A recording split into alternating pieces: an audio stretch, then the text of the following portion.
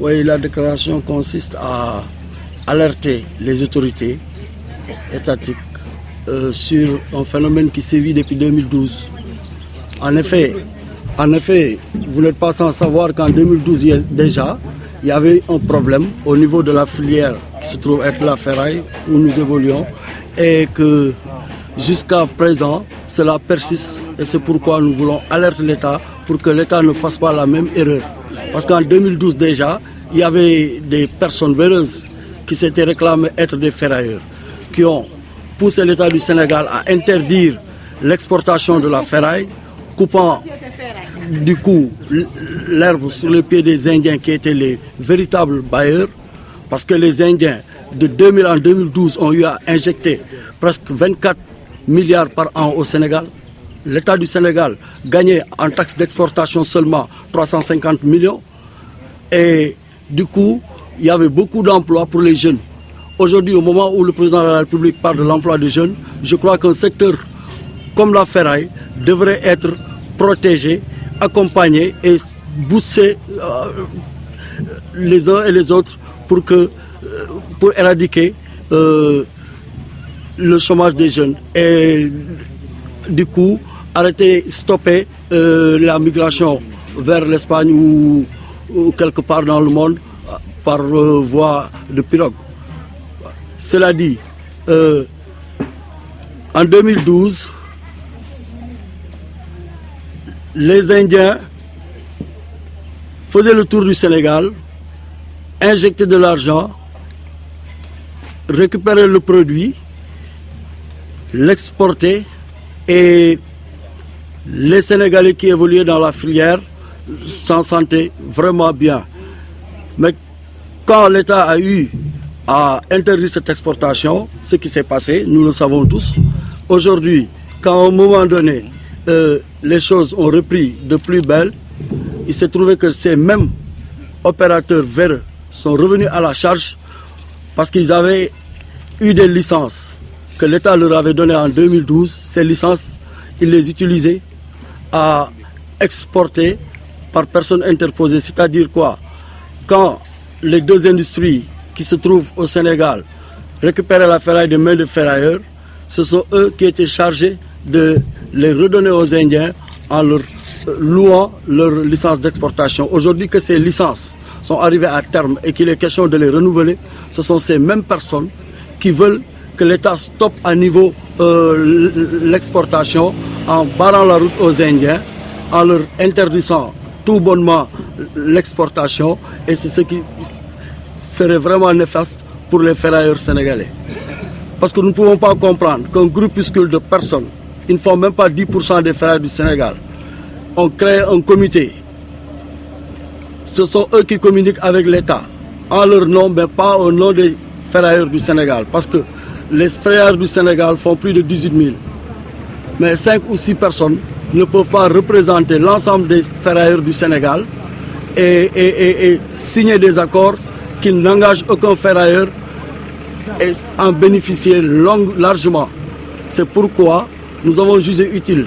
de faire ce point de presse et alerter Madame le ministre du Commerce, Monsieur le directeur du Commerce et toutes les autorités concernées pour que dorénavant, avant qu'ils ne signent quoi que ce soit avec qui que ce soit au nom de tous les ferrailleurs du Sénégal. Voilà, maintenant qu'est-ce que cela peut représenter comme obstacle, comme difficulté pour vous autres, ce qui se dessine par rapport au Sénégal? Ce qui se dessine, c'est qu'aujourd'hui, les industries qui récupèrent le produit, la ferraille ici, si toutefois qu'ils barrent la route aux Indiens et qu'il ne reste que pour récupérer le produit, ils sont capables de faire ce qu'ils veulent, à savoir le prix. Ils ne respectent pas les normes parce que le cours des métaux respecte une certaine règle internationale. Quand les métaux sont en baisse, ils peuvent rabaisser les prix au Sénégal, mais quand ils sont en hausse, ils ne le font jamais. Et ils peuvent à tout moment, à n'importe quel moment de l'année, baisser le prix du ferraille pour on ne sait quel motif.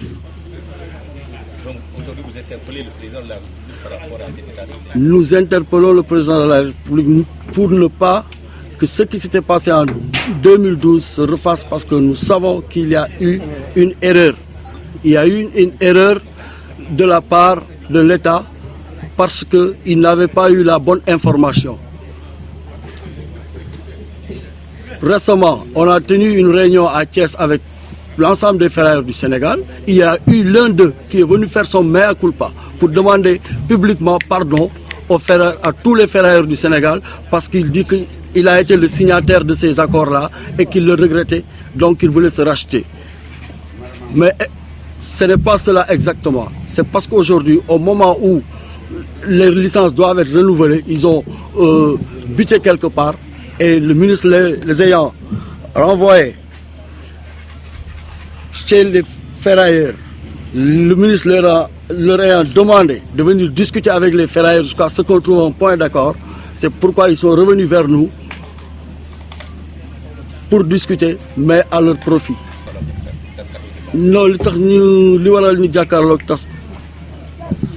ñu jàkkaarloog tas xatu xibaar yi tey ci wàllu ferraille bi lañ ñu bëgg a wax, parce que du tey lañ ci commencé wax 2012 ba léegi ñi ngi ciy wax. mooy la fi amoon 2012 dañoo xëy daal di interdire exportation bi ne dootul dem ndax am na usines yi fi nekk yu ko mën a jël, mais usines yooyu fi nekk di ko war a mën a jël usines yooyu ñaar rek lañu, te ñaari usines yooyu attanul ferraille buy génn ci Sénégal yëpp. ndax loolu li koy firndeel mooy bañ ko defee 2012 tere indien yi dem, te indien yi li ñu doon dugal fii sénégalais yi fi nekkoon yëpp di yëngu ci filière bi dañ cee gisoon seen bopp.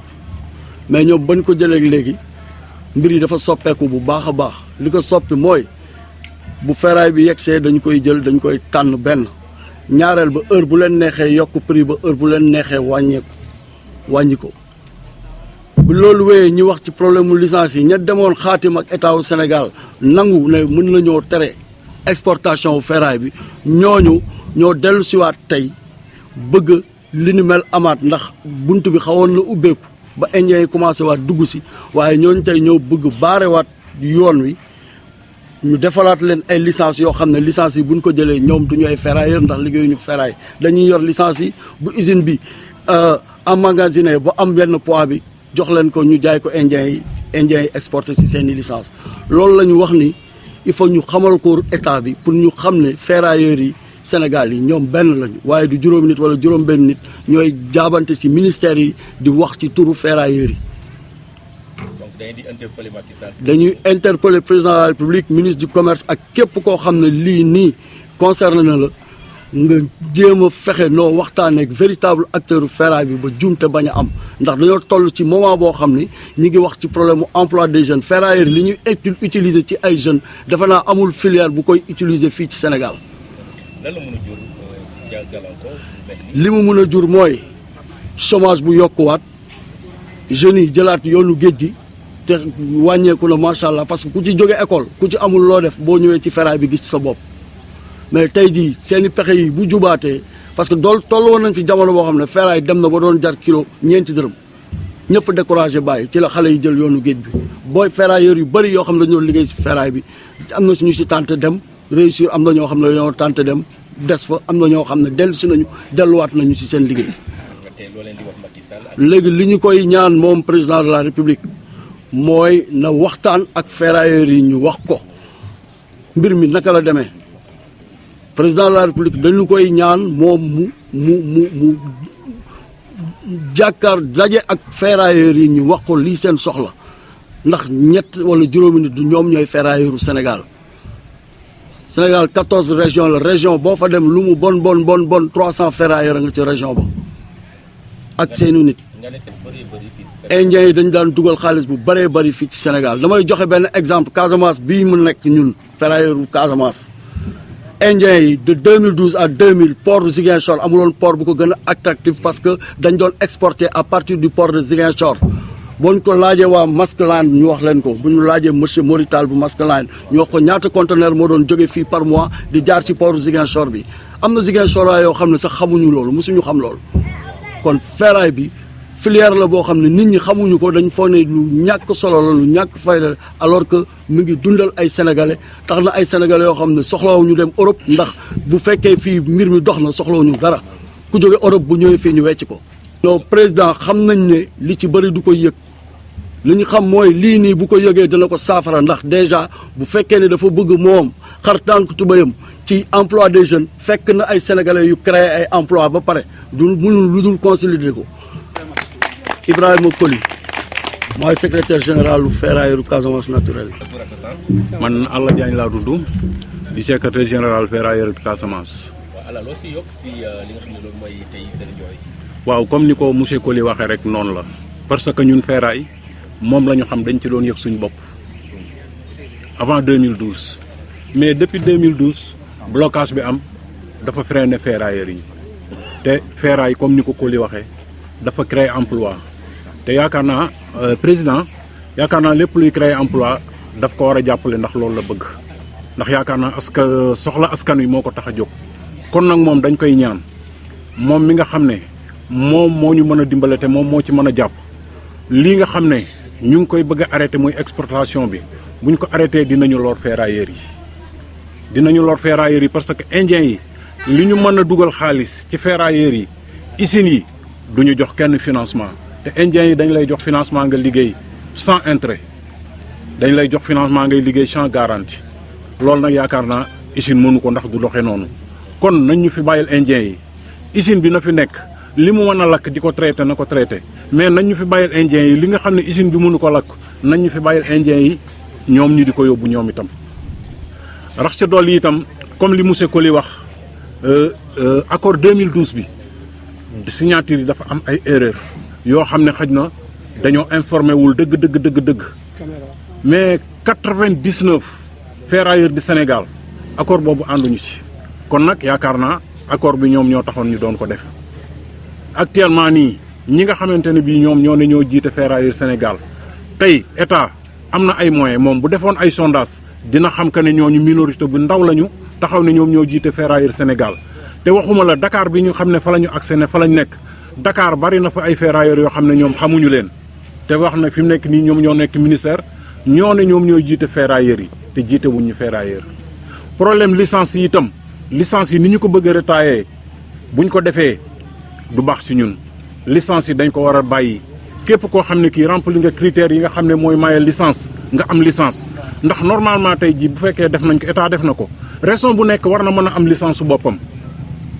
yoral ko boppam di ci liggéey mais bu fekkente ne bii licence yi retaillé nañ ko ba nga xamante ne bii dafa yem ci comité de suivi boobu nga xam ne ñoom ñoo nekk ministère ñu retaillé ko ba mu mel ni mu bëggee loolu ñoom lay arrangé mais du arrangé ferrailleurs yi kon ñu ngi ñaan monsieur le président ñu ngi ñaan monsieur le ministre nañu dimbale ci loolu bu jàllee rek semence bu bari dina am Sénégal te loolu yaakaar naa baaxul ci président te buggut ko wasalaam.